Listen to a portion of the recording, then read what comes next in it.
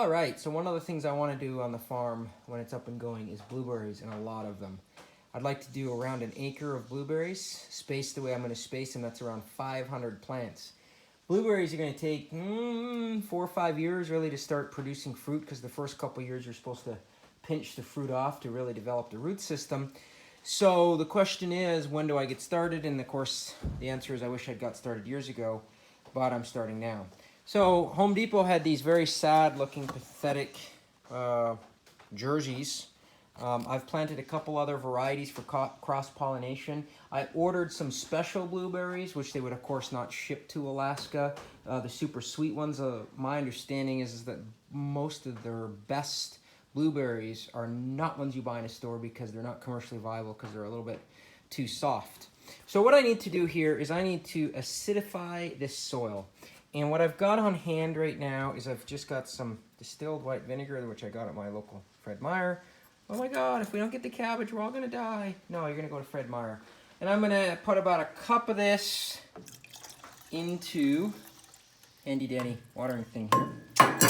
And I'm gonna give these guys some water. Now, this is a good short-term way to acidify the soil. Blueberries like about 4.8 to 5.2. I did not test the soil, I'm not gonna lie to you. I'm a little bit lazy right now. But I'm gonna assume that this soil that I got from Home Depot is more neutral than acidic, so I'm gonna acidify it here. The question is, how can I acidify the soil here long term? And I have an idea, I think. What I wanna do is use the resources that I have on hand. And one of the things that I'm gonna have an enormous amount of very soon is that right there, which is spruce sawdust. Spruce sawdust has a pH of less than 4, which is awesome. The problem with spruce sawdust is the carbon to nitrogen ratio is way off. You're supposed to have around 25 to 30, which will make great compost, and spruce sawdust is around 325 to 1. So brutal off. But look over there, my chicken house. I have right now on the farm almost 200 chickens and another 50 on the way, and more breast eggs to hatch. I've got ducks on the way, I've got turkeys. Poultry manure is extremely high in nitrogen. So what if I take a gut load of spruce sawdust, which I have a lot of and I need to get rid of anyways, and I take a whole bunch of chicken manure, which is high nitrogen, which I have a gut load of and need to get rid of anyways.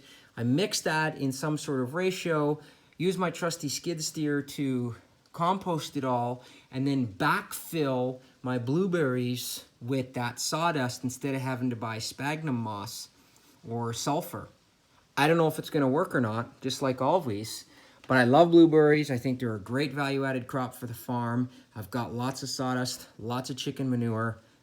I'm gonna do a bunch of testing here and see if I can't do some long-term acidifying. Now, why haven't I started? Well, look, I can't. I don't even know where my blueberry patch is gonna be, and the soil is still frozen, and I gotta find the spot, I gotta test the soil, I gotta mill the trees, I gotta do all this stuff. I'm gonna work as hard as I possibly can, but I think that's a good solution given the acidity of spruce sawdust. By the way, spruce needles are not a good way to acidify your soil. It's a myth that's been now debunked. They're only acidic when they're green, but they decompose so slowly that they don't actually change the acidity of your soil enough to make a difference.